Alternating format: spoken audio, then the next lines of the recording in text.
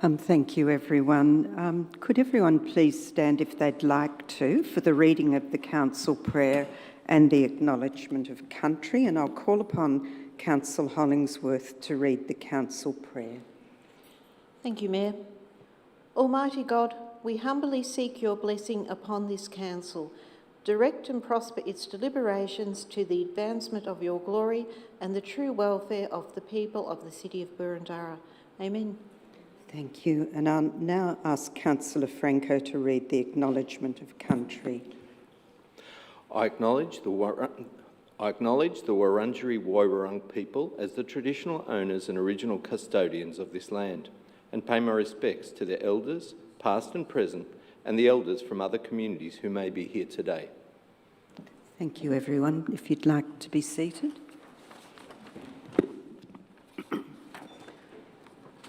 Welcome, everyone, to tonight's council meeting. I'd like to begin by welcoming Boroondara's youth voices present at tonight's meeting. The Youth Voice program plays the critical role of ensuring that young people throughout the city of Boroondara are valued and heard, whilst providing them with invaluable opportunities to develop leadership skills. So welcome to our meeting tonight. Could I request that all mobile telephones are turned off or switched to silent? Thank you. The council meeting is being live streamed on the council website, so you'll be able to view the proceedings of the meeting, councillor deliberations and voting. The meeting is also being recorded and will be made available on the council website as soon as practicable after the meeting. Should technical problems be encountered during the meeting will be adjourned until the problem is rectified, or if needed, the meeting may be postponed. My name is Councillor Jane Addis, Mayor of City of Boroondara, and I'll start by introducing my fellow councillors and officers. So seated to my left on the horseshoe table in the council chamber are Councillor Jim Park, Councillor Cynthia Watson, Councillor Nick Stavrou, Councillor Wes Galt, our Deputy Mayor, Councillor Felicity Sinfield, and then on the other side from me, Councillor Victor Franco, Councillor Susan Bigger, Councillor Gary Thompson, Councillor Di Gillies and Councillor Lisa Hollingsworth. Officers in attendance tonight: Philip Storer, Chief Executive Officer, Carolyn McLean, Director Community Support, Daniel Freer, Director Places and Spaces, Amy Montalti, Chief Financial Officer, Mance Bassi, Director Customer and Transformation, Brian Wee, Manager Governance and Legal, and Liam Merrifield, Senior Governance Officer.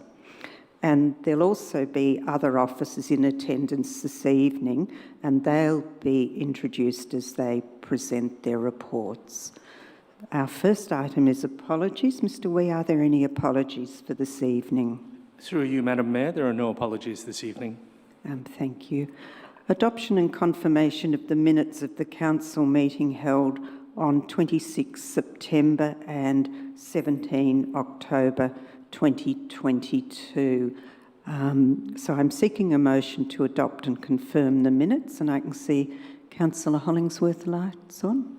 So moved, thank you. Thank you. And seconded Councillor Gillies. Thank you, Chair. Thank you.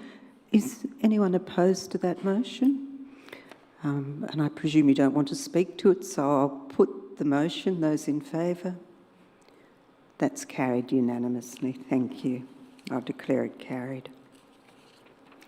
Our next item is declaration of conflict of interest of any councillor or council officers. Do we have any declarations? I can't see any hands, so thank you, everyone. Deputations and presentations, petitions, public submissions. Item 3.1, deputations and presentations. We have received a written request for a deputation from two speakers, Mr Lee Norton and Miss Anne Hickson.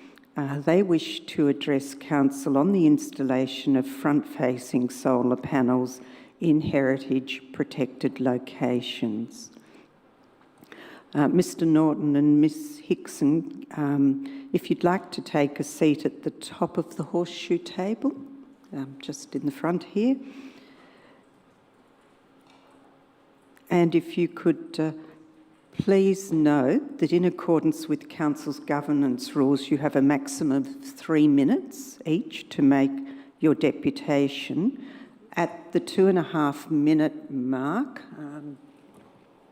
we'll have the bell, and then you've got 30 seconds remaining to conclude.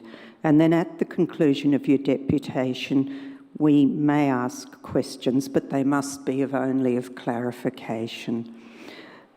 So if one of you would like to commence with your name and the suburb in which you reside. Thank you. Thank you, Mayor. Lee Norton of Baldwin North. And Woman Jaker, Mayor, councillors and officers, and thank you, Mayor, for approving this deputation. I'm appearing on behalf of the Kooyong Climate Change Alliance, and I'll start off by saying that members of our groups certainly value heritage.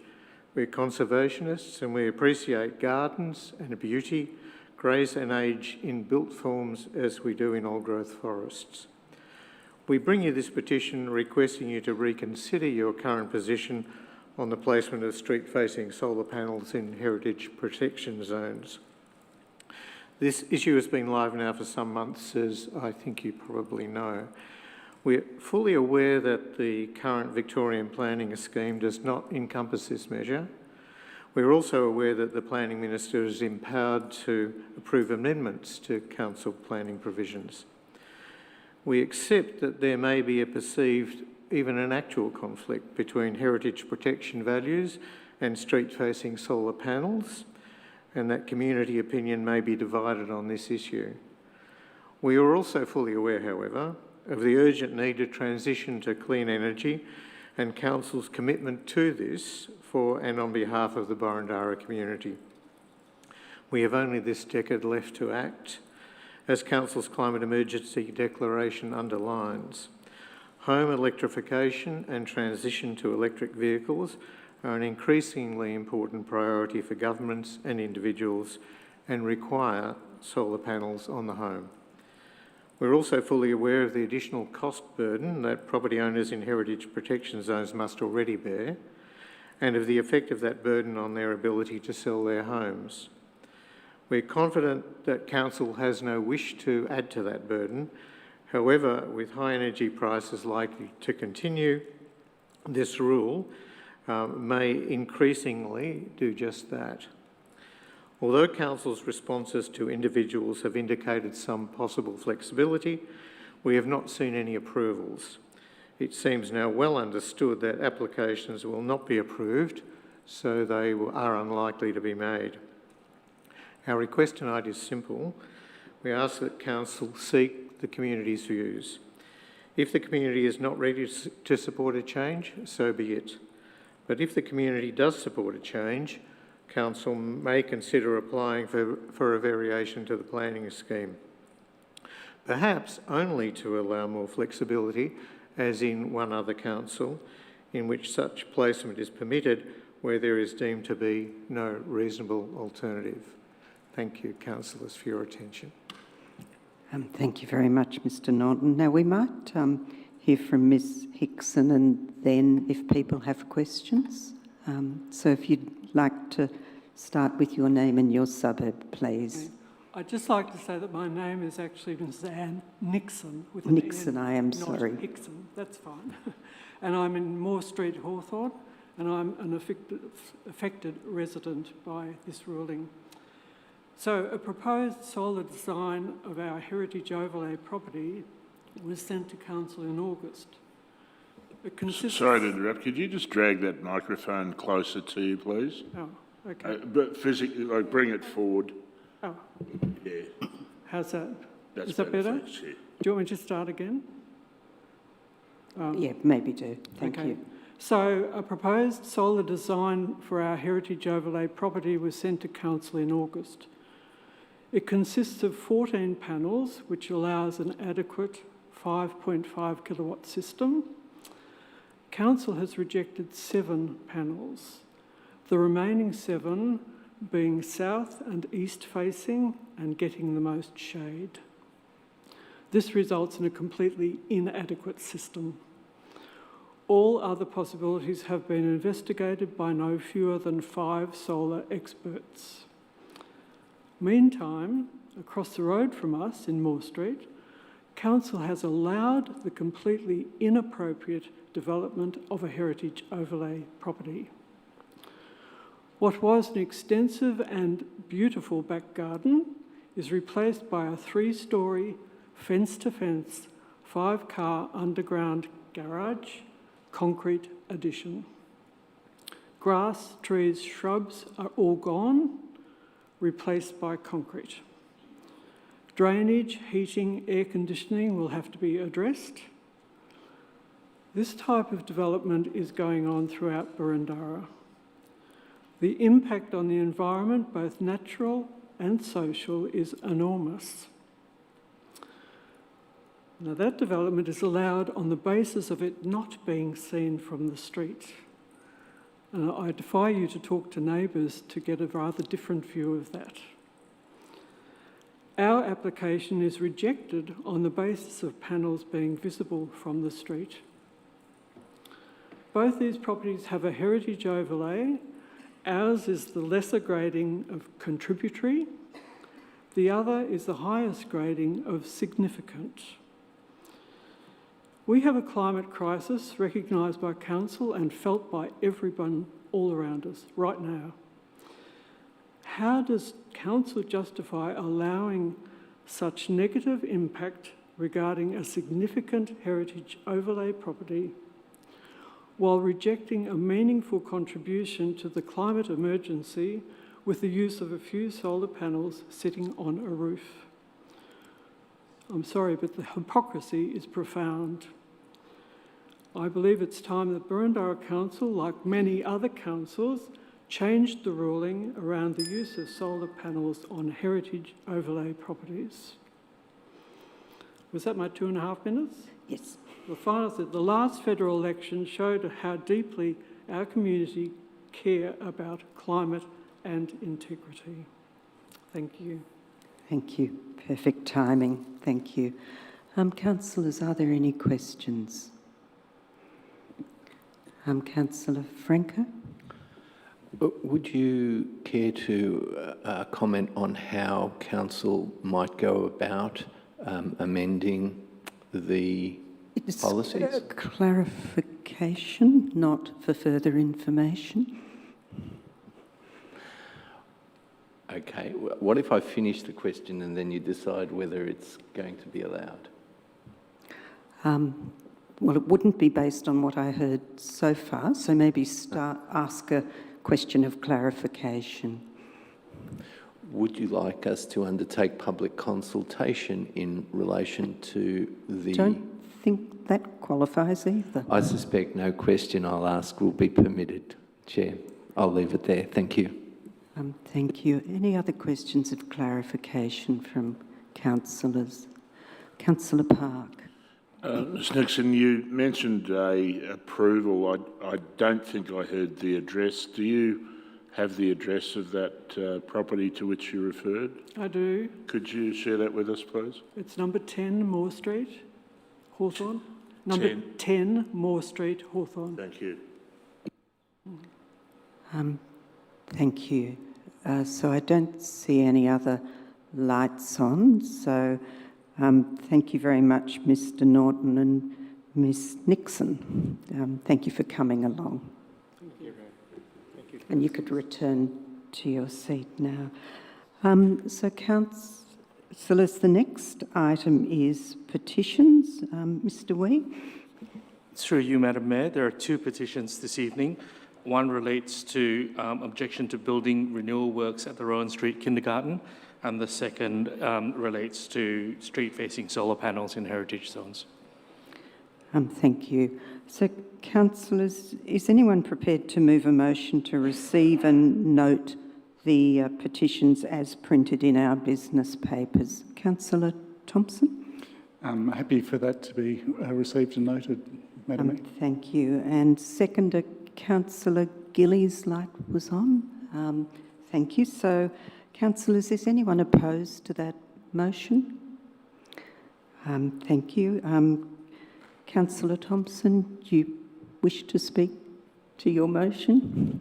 Just very briefly, Madam Mayor, one of the petitions received from Rowan Street Kindergarten is from a group of parents who I guess were a little bit frustrated with an outcome at the time that they presented their petition with regards to enrolments at that kindergarten. The Committee of Management has, in that time since, made a decision to proceed with the project to which that petition relates. And this is a great outcome for that particular community on that facility. Recognising that, I do acknowledge that there is some inconvenience with some of the parents that have been displaced by that, but wholeheartedly recommend that this is received by colleagues. Thanks, Madam Mayor. Thank you very much, Councillor Thompson. So I'll now put that motion. All those in favour? Thank you. That's carried unanimously. So our next item is public submissions. I believe there are none. So we'll move on to informal meetings of councillors, which is item 4. So, councillors, is anyone prepared to move a motion to receive and note the record of meetings of councillors as printed in our business papers? Councillor Park? So moved, Chair. And seconded Councillor Thompson. Thank you. Is anyone opposed? No, so I'll put that motion. All those in favour? Thank you. So that's carried unanimously. Our next item is public question time. Council encourages the submission of public questions prior to 12 p.m. on the day of the meeting. Questions submitted prior to 12 will be provided with a detailed verbal response as well as a response in writing. Those submitted after 12 will receive a verbal response if possible, but will otherwise be taken on notice for a written response to be provided in due course. Mr. Wee, do we have any public questions? Through you, Madam Mayor, tonight we have 2 questions on notice from one member of the community and no questions without notice. Thank you very much. So there are 2 questions from Mr. Huntley. The first of these questions has been disallowed. The question is not allowed in accordance with Rule 55.1.6, but the submitter of this question will still receive a written response from Council in due course. The second question from Mr. Huntley relates to additional funding offers by political parties. Councillor Biggar, did you have a question? Sorry, just as a point of order, I wonder if, for the sake of the public here, whether you could explain what that disallows 55. Yep, so it relates to, it's a question relates to personnel matters. That's why it was disallowed. Thank you. Thank you. So the next question from Mr. Huntley, additional funding offers by political parties. And the question is, please advise the details of any additional approaches that have been made in the lead-up to the forthcoming Victorian election by election candidates or their representatives to Borondara Council, individual councillors or council officers concerning possible government spending or other promises with potential effect in the City of Boroondara. It's a very broad question. It's being allowed in accordance with Chapter 2 of the Governance Rules, as the question was previously put in writing to a member of council staff more than 10 days before the council meeting at which the question is submitted. And Mr Storer, our CEO, will respond to Mr Huntley's question. Thank you, Madam Mayor. The response is that we've not received any correspondence in relation to the upcoming election where such proposals have been submitted to Council. There have been public announcements made, of course, by candidates themselves, and they are accessible publicly. We are in receipt of a number of government grants. There seems to be a flurry of those happening right now, for which we're very appreciative, but we've actually not received any correspondence from candidates suggesting election promises to Council. But I reiterate that some have been made. They've been made publicly, not directly to us, and they are accessible. Thanks, Mr Storer. And Mr Huntley will receive a written response as well. So thank you. Now our next item is notices of motion. Mr Weed, do we have any notices of motion? Through you, Madam Mayor, there are no notices of motion this evening. Thank you very much. We'll now move to presentation of officer reports. And I'm seeking to know if any councillor has any issues or concerns about the order of the agenda, or whether there's a desire to flag any items that need not be discussed and possibly could be moved en bloc following the officer's recommendation. Councillor Park? Thank you, Chair. Subject to whether there's any objections, but I would propose to move as a non-block motion the officer recommendations in respect of items 7.1, 7.3, 7.4 and 7.5. Thank you. Has everyone had time to have a look at those? Do we have a seconder to that motion to move those items on block? Councillor Gillies? Yes, thank you, Chair. Thank you. Is anyone opposed to moving?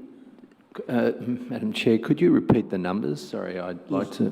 7.1, 7.3, 7.4 and 7.5.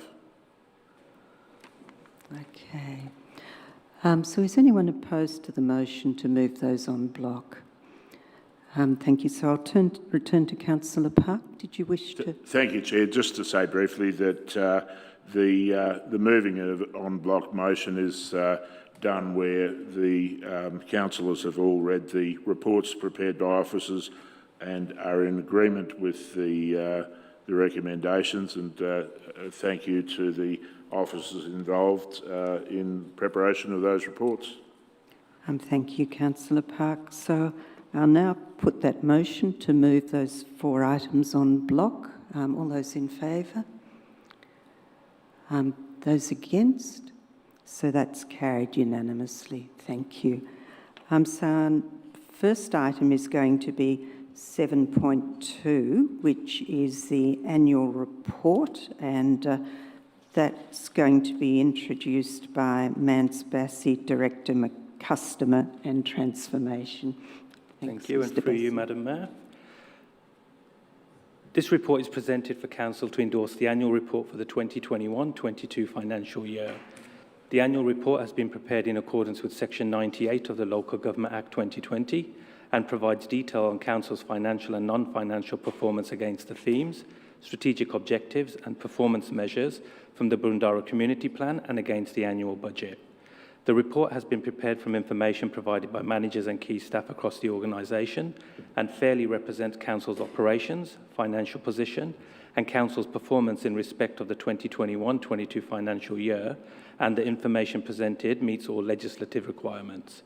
The financial and performance statements that form sections of the annual report have been presented to and considered by the Audit and Risk Committee, Council, and the Victorian Auditor General has advised they provide fair representation of Council's performance. Thank you, Mayor. That conducts my comments. So this is what I'd like to report on. The annual report 21-22 documents the financial and non-financial performance against the indicators and initiatives identified in the Borondara Community Plan 2021-31 and the budget. Council has delivered 91% of our annual initiatives of the past reporting year.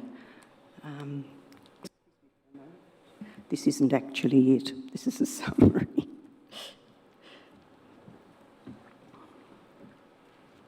Right.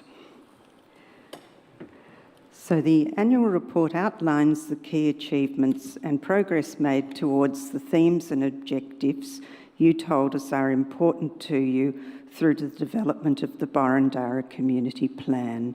The report also highlights the challenges of the past year and identifies future opportunities for change.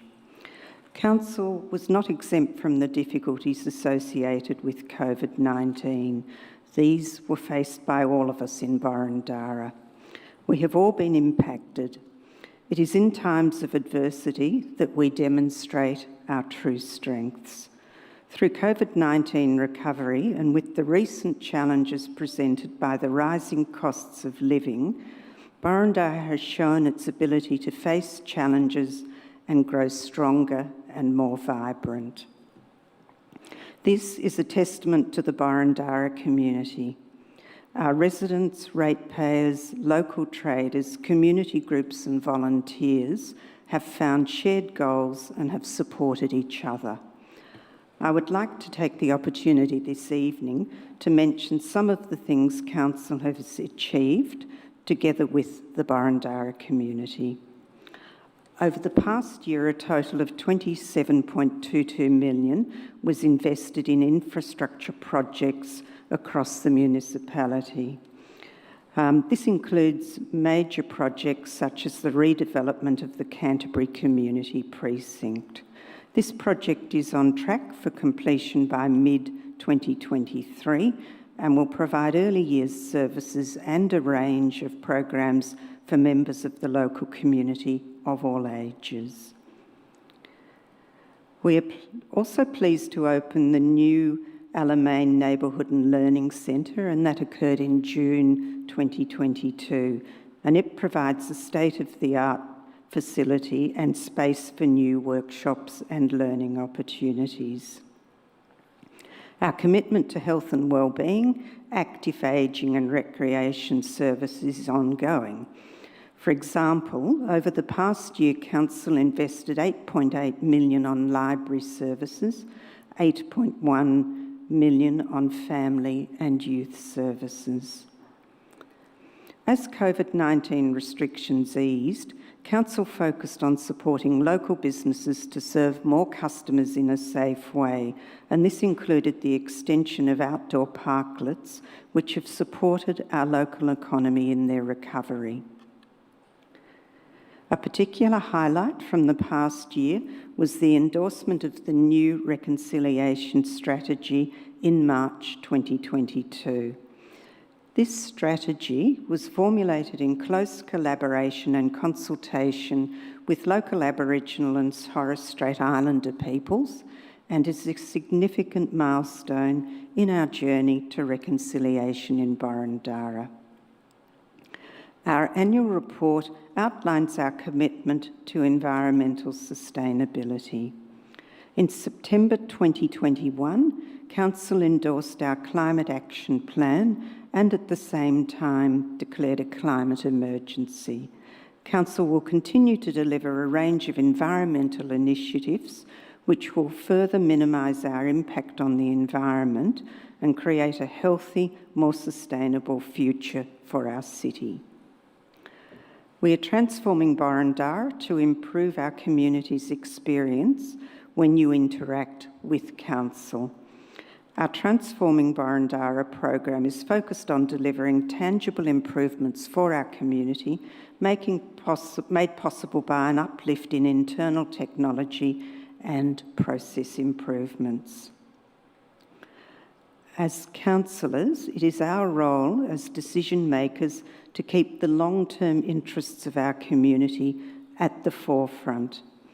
Therefore, I'm pleased that Boroondara was again rated by our community as one of the top performing councils in Victoria in the annual Local Government Community Satisfaction Survey.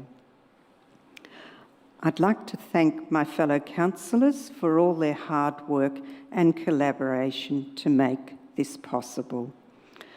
These achievements are the result of the ongoing efforts and commitment of council officers, combined with the collective support and partnership from our community. We have achieved so much in this reporting period, and we have a busy, challenging and exciting year ahead. On behalf of my fellow councillors, thank you to everyone in our Boroondara community for your support in ensuring that Boroondara continues to thrive. So thank you very much. We got there in the end. Thank you. Thank you.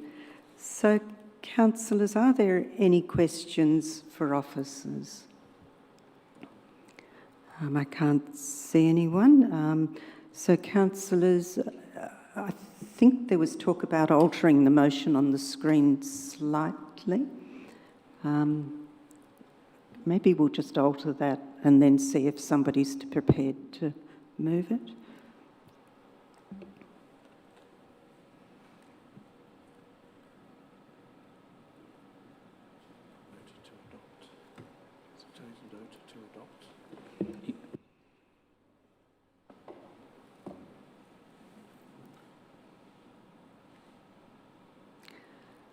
So that is what's the officer's recommendation. Councillor Thompson, you'd be happy to... I think Councillor Stavrew's light was on.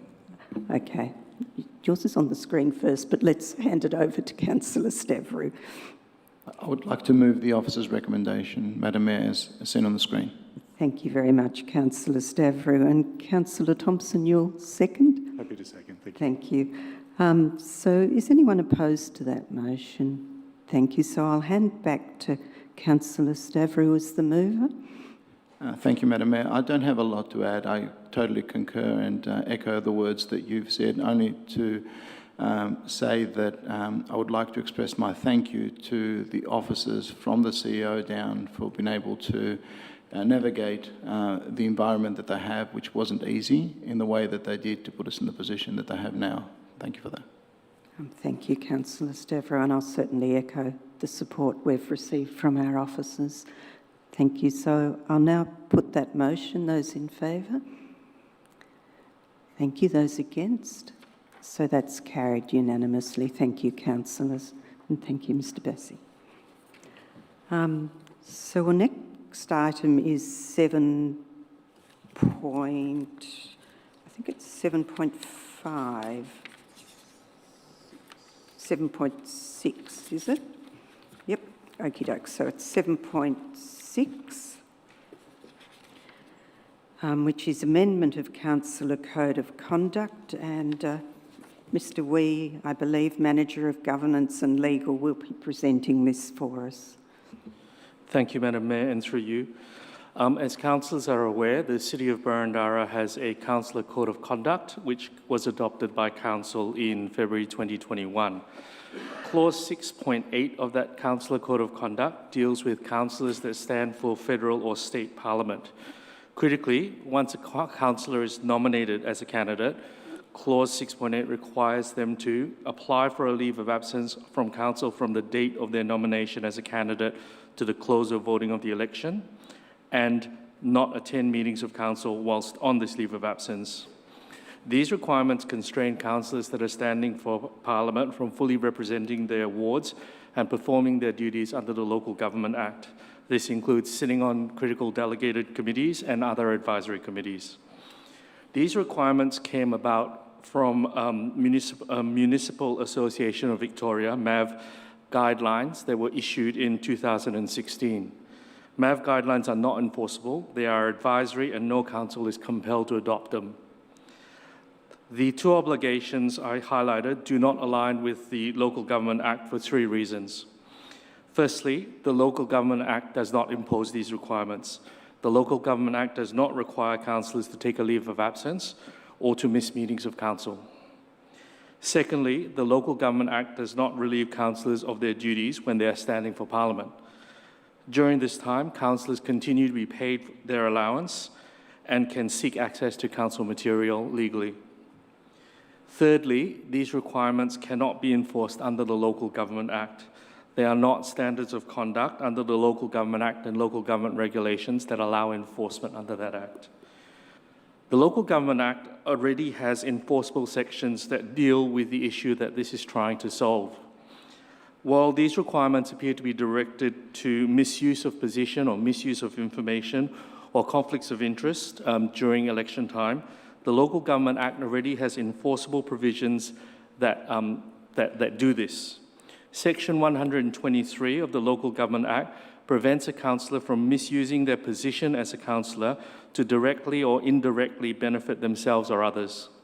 Section 125 of the Local Government Act prevents a councillor from intentionally or recklessly disclosing confidential council information. Sections 126 to 131 of the Local Government Act creates a process for conflicts of interest where they arise. These sections are not only enforceable, but they carry heavy penalties. Misusing a position as a councillor carries a maximum penalty of 5 years imprisonment and fines of up to $110,000. Similarly, disclosing confidential information or failing to disclose a conflict of interest carries fines of up to $22,000 for each individual breach. Breaching a conflict of interest provision can also be serious misconduct under the Local Government Act. Consequently, the potential conflict from standing for election is dealt with in the Local Government Act and critically in an enforceable way. By way of housekeeping, on that basis, the officer's recommendation is for council to resolve to adopt the Council Code of Conduct as attached to the report, which omits clause 6.8 of that report. And by way of brief housekeeping, in the attached Councillor Code of Conduct, there were some cross-references at clauses 6 and 8.2 that did not carry the cross-reference through. Those will be remedied when the document is published, and it should say Part 6 and Part 8 respectively. And I'm happy to take any questions from councillors. Thank you, Mr Wee. I can see Councillor Thompson's light on. I think you might have answered that question because clause 6.8 is child safe standards in the Code of Conduct. It's clause 6.8 is child safe standards in the revised Code of Conduct. So what it used to be 6.8 used to be the election section, and once it was taken out, it elevated clause 6.9 to 6.8, which is the child safe conduct. And a very minor, maybe when this is finally adopted and published, 6.7 on that same page, which is page 19 of the Code of Conduct's got a .1 with nothing reference to it, so maybe that could be struck out if it's not relevant. Indeed, that can be amended as well. Thank you, Councillor Thompson. Thank you. Thank you. Any other questions for officers? Councillor Franco. Thank you. It's the case, is it not, that all of Part 6 is not intended to impose a binding standard of conduct on councillors, not just the existing 6.8? There are parts of Part 6 which deal with governance that are binding on councillors. For example, the 6.7 that deals with occupational health and safety is binding based on the occupational health and safety laws.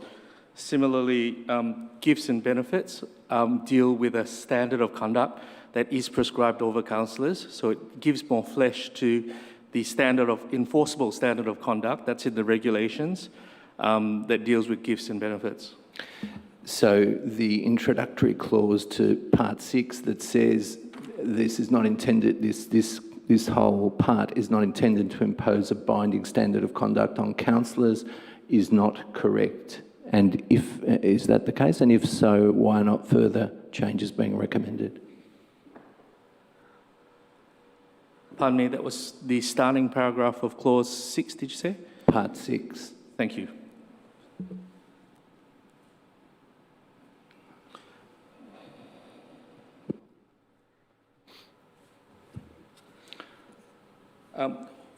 Is that correct, yes or no? Could you repeat the question, please? Okay, well, I'll dig out the reference to Part 6 and I'll read it specifically.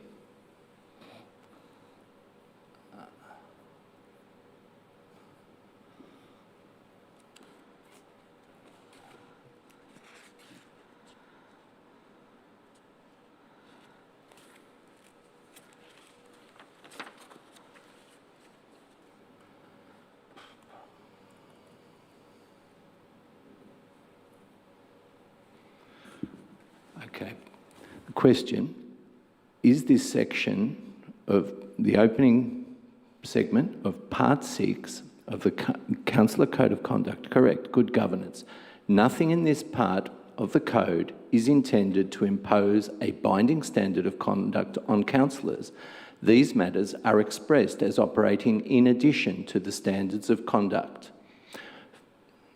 Further, nothing in this part of the code is intended to modify or derogate from the standards of conduct. Is that correct? That's how the clause reads. The standards of conduct are the standards of conduct in the regulations. There are 5 standards of conduct in the regulations.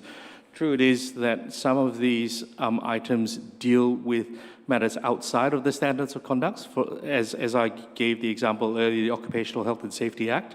However, I accept that there is some wording that could be better because there are 1 or 2 items that do deal with standards of conduct. Okay. My next question, why is not anywhere, and this question arises from Councillor Thompson's questioning about clause 6.8, that he couldn't find the words. Why are the exact words to be deleted not referenced anywhere in the councillor report?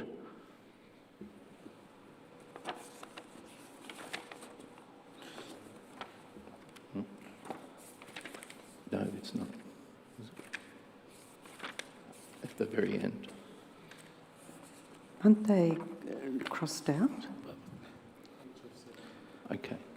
So it is there? Okay, it may be there. I think Councillor Franco is referring to page 58 of 70 of the electronic document.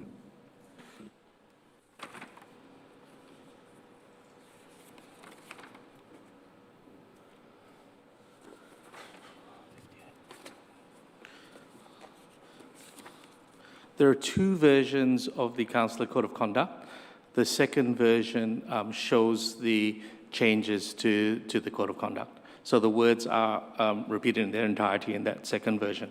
Thank you, that clarifies that. A third question, if I may, Chair.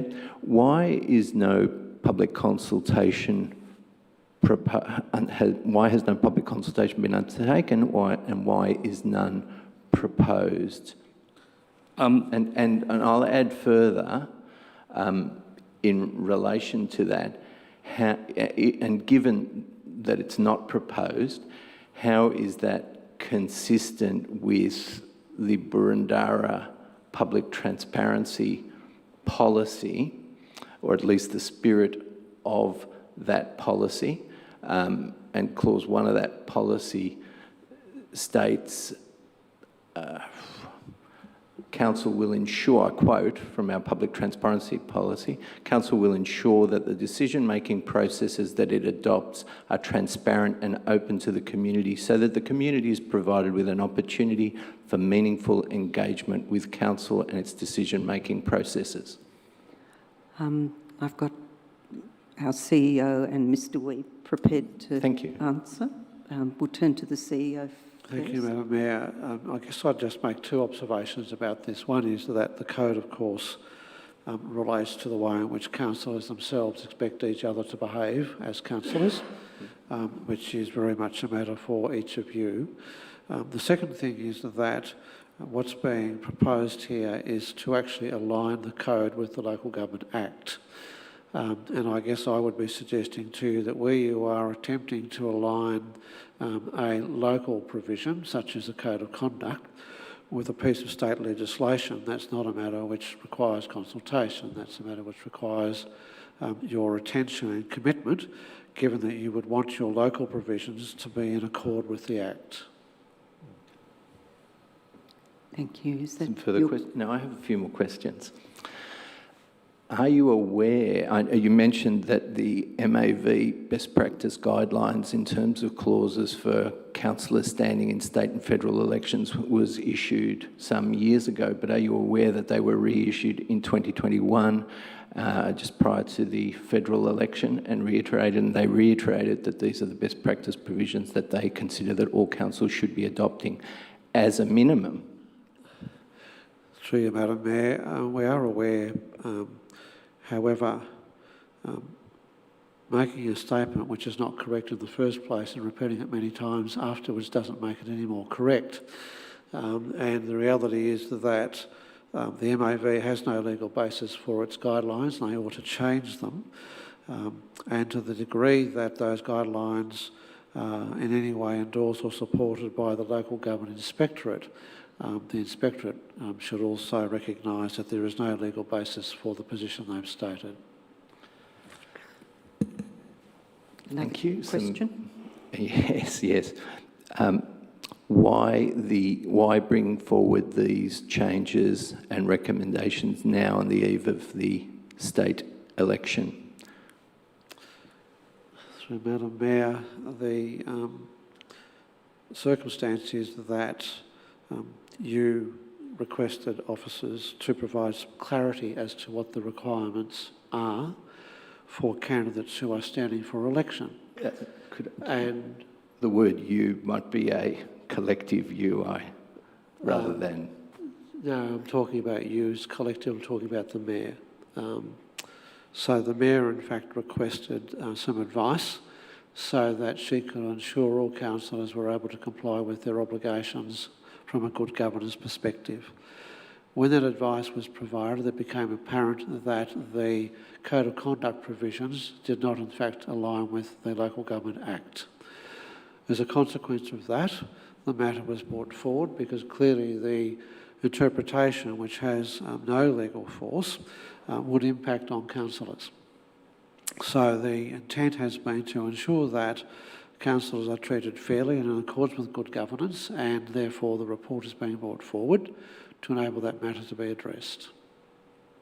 And my final question, yet all councillors, have they not, so all councillors in this room signed a written declaration? Point of order, Chair. This is not a question. This is engaging in debate in the guise of asking a question. Could you rephrase it to be a question? I think Councillor Park does make a fair point. Councillors have signed, have they not, a written declaration committing to uphold the Code of Conduct, including the good governance clauses in Part 6, including those relating to conditions relating to the standing for state and federal elections.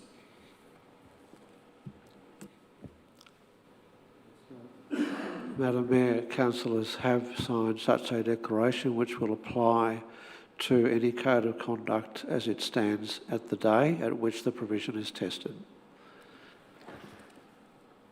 And this was the same for the last council, was it not?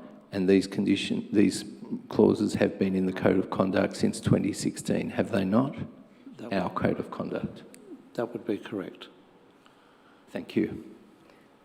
Thank you. Councillor Park. Thank you, Chair. I now have two questions, the first of which follows on from Councillor Franco's question. Has anything changed, and I address this to the CEO, has anything changed in terms of legislation between 2016 and the current day?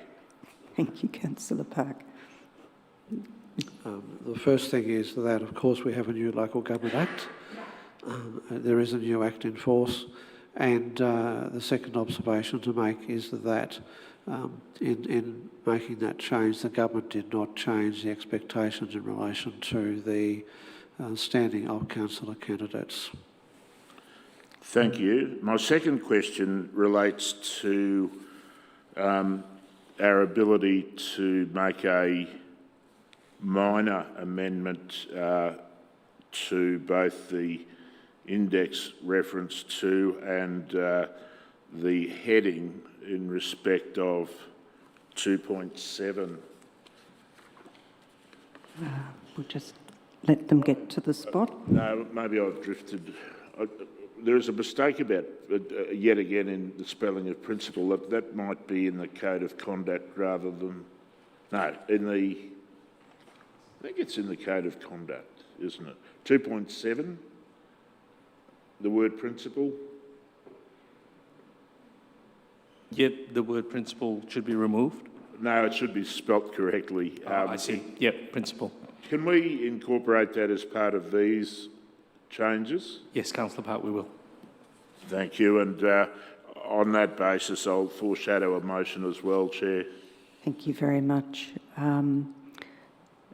Okay, any other questions, Councillor? Councillor Sinfield. Thank you, Mayor. Just a point of clarification, wondering if perhaps either you or the CEO might be able to just confirm whether independent legal advice was sought as to the legality and the standing and enforcement ability of what's proposed. I think Mr Wee is going to answer that. Yes, Councillor Sinfield, legal advice was sought. The officer's report and the officer's opinion is based on legal advice. Thanks, nothing further. I can't see any other lights on with questions. So, Councillor Franco. Given that we've acknowledged legal advice, why is the legal advice not attached to the report? The legal advice is subject to privilege, and Council has not opted to waive privilege in this case. The legal advice has been confidentially circulated. Just a question, are you not waiving privilege in these very statements? That's a matter for Council as a whole. Thank you. Councillor Park. Hopefully a final question, Chair. Directed to the CEO. In the CEO's experience and lengthy tenure on this council, how frequently do copies of legal advices get circulated in such a manner as proposed by Councillor Franco? Through you, Madam Mayor. In fact, I was going to make observation about this. It's very, very rare. It's not common practice for us to do that at all. If officers provide a comment to you based on the legal advice received, it's generally accepted that we are doing so in good faith. Thank you. Thank you. And Councillor Park, you foreshadowed the motion. I did, Chair, and it's the officer's recommendation. Do we need with the amendments?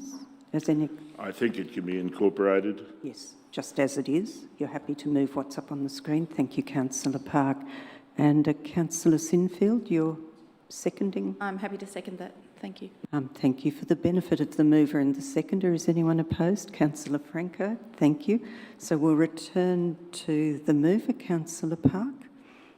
Thank you, Chair. Look, the report says it all. This is utterly mundane. It's nothing more procedural. Nothing more than procedural to keep pace with the changes in the provisions. And quite frankly, I ought to be dumbfounded that it's opposed, but perhaps there's an opportunity afoot for some mischief making. So I'll leave it there and exercise my right of reply in due course.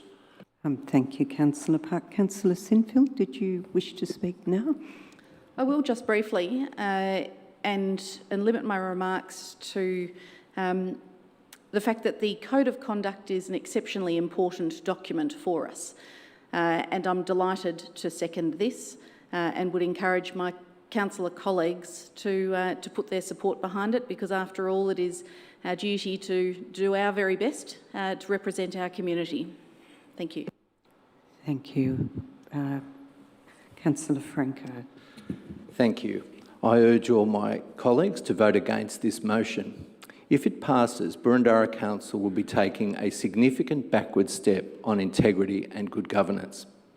On the eve of the state election, we are proposing to remove important sections of our councillor code of conduct relating to good governance and integrity in respect of the expectations of councillors standing for state and federal elections. And this is being done in such a way as to minimise the probability that the public will notice by not incorporating any public consultation at all. And even if this is deemed consistent with a strict interpretation of Boroondara Council's public transparency policy, it is not consistent with the spirit of that policy. There are two councillors sitting in the chamber here with us today, Councillor Cynthia Watson and Councillor Nick Stavrou, who will be standing in the upcoming state election for the Liberal Party and who will be directly impacted by this proposed weakening of our good governance and integrity provisions of Part 6 of our Code of Conduct. Maybe just be a little careful what you're saying. Okay, thank you, Chair. This weakening of our good governance, and these measures are measures that all councillors in this room signed a declaration to uphold.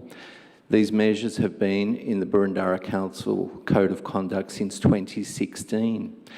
They were signed by all members of council who were members of the former elected council prior to this one.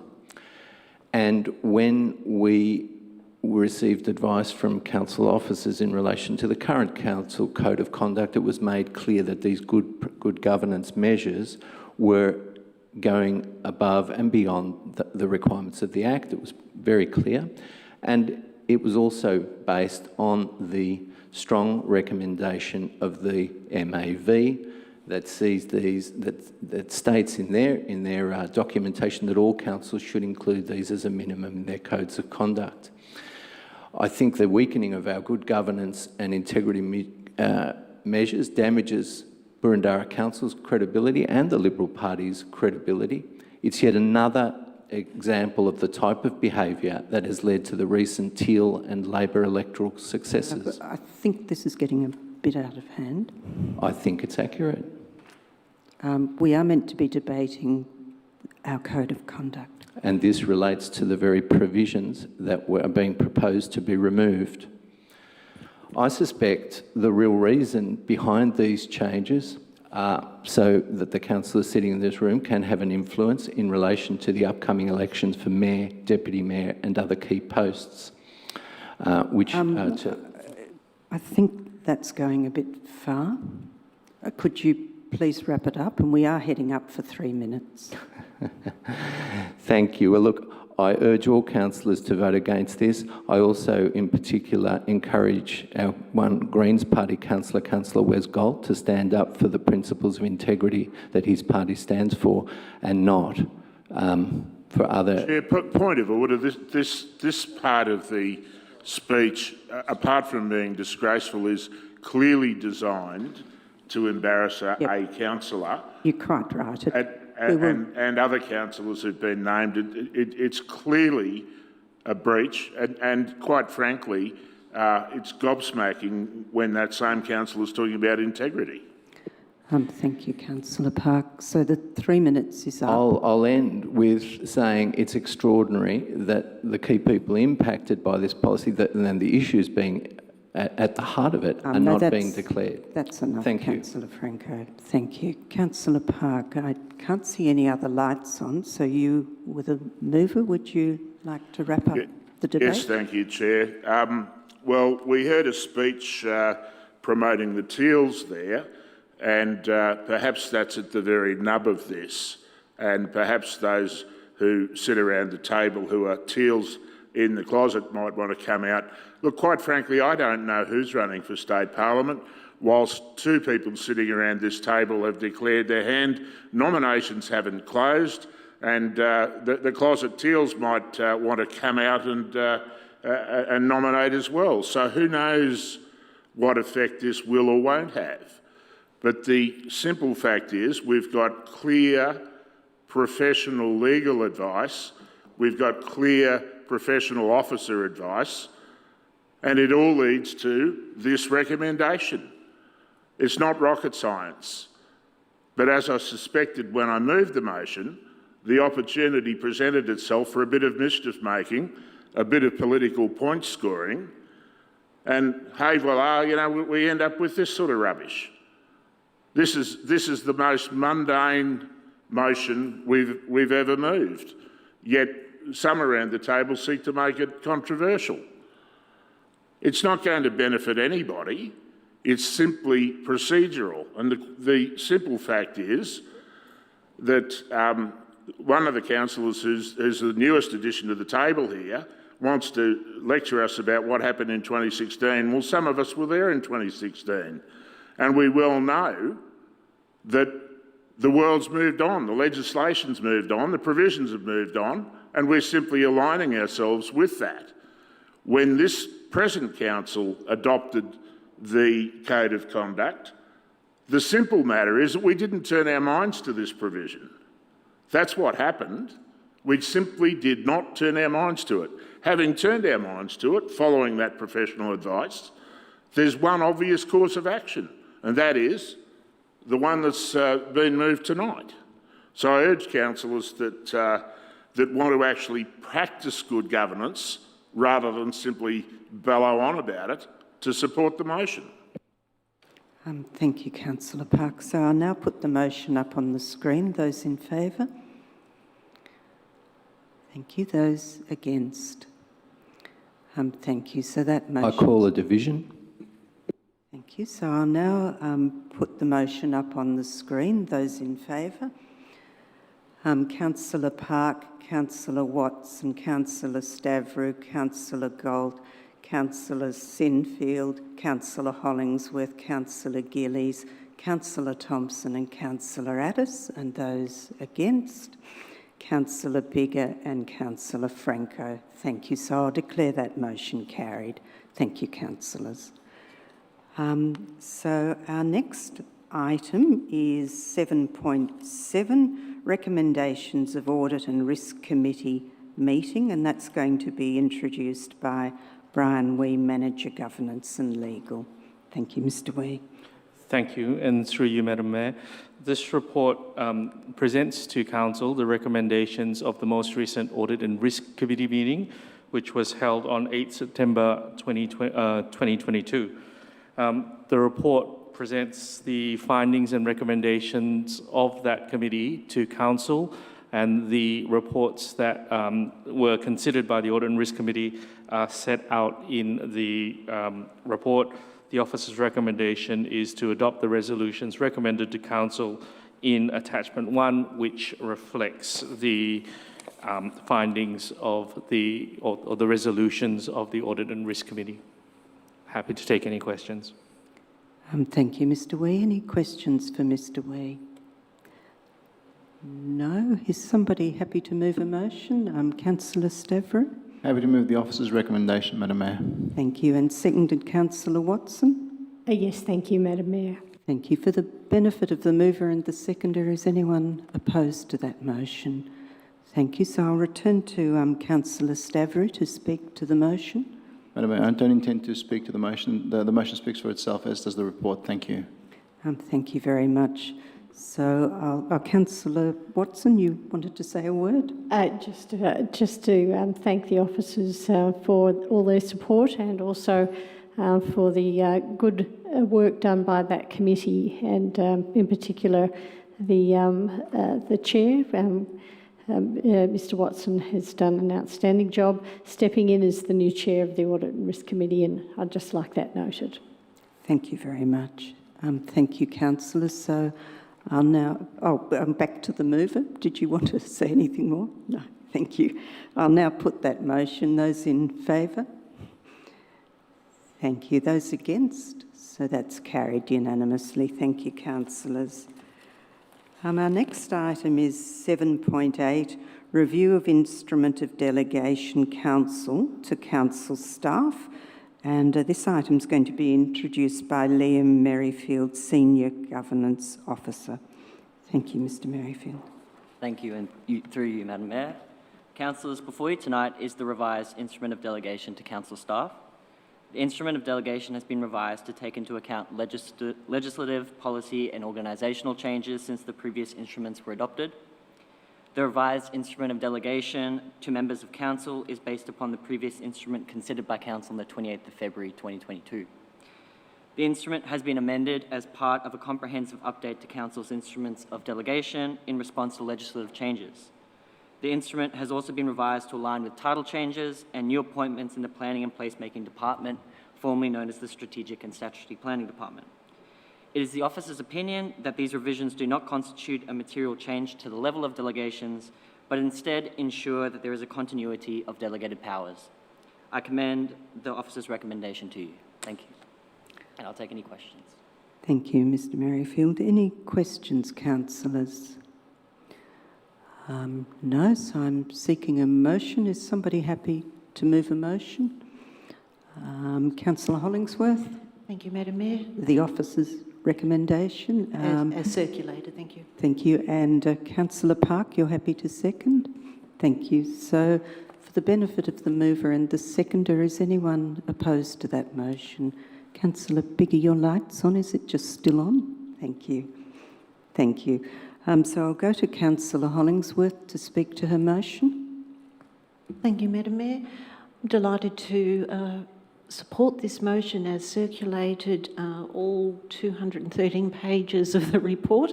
And I thank Mr. Merrifield for doing the presentation into putting forward this recommendation. I just wanted to make a few comments, and as it's been articulated, this policy has been reviewed and updated to reflect legislative compliance with regard to support of the Local Government Act 2020, and largely the changes to it are administrative. The amendments largely reflect the change of title to the various directors, managers and senior officers, where we may have had name changes with particular positions and directorates. There's quite a lot of reference to planning-related matters, in particular with the statutory and strategic planning is now under the name of urban planning. I think the document makes it very concise, easy to read, and clearly a lot of work has gone into all 213 pages. So I thank the officers for their involvement and urge my councillors to support the officer's recommendation. Thank you. Thank you, Councillor Hollingsworth. So I'll now put the motion. Those in favour? Thank you. Those against? Thank you. So that's carried unanimously. Thank you, councillors. So our next item is general business.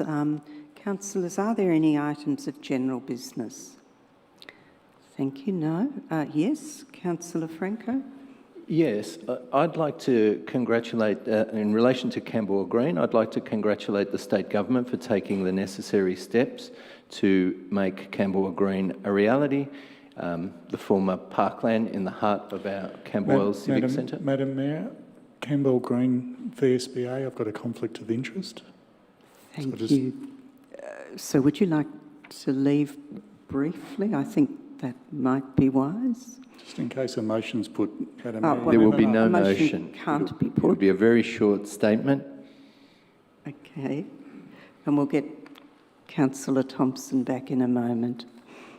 So I'd like to congratulate the Victorian State Government for taking the necessary steps to making Camberwell Green a reality, in particular for transferring the land which Boroondara Council converted into a car park primarily for the benefit of council staff. This will now, hopefully, commencing next year, be a... I think that's getting to the point of calling people into disrepute in that comment, so I can't... No, there was no disrepute. It was a matter of factual statement. There was. If you read disrepute into council's policy, then perhaps you have a problem with council's policy rather than my comments. Have you finished? You finished what you wanted to say? No, but I presume you're not going to allow me to continue. If you modify what you're saying, we can go a tiny bit longer. I'll leave it there for now. Thank you. Thank you. Any other items of general business? I see no lights. Urgent business. Councillors, are there any items of urgent? Oh, sorry, Councillor Thompson. I'm sorry, Councillor Thompson. I presume you don't have any items of general business? Thank you. So we'll move to urgent business. Are there any items of urgent business? Thank you. I can't see any lights on.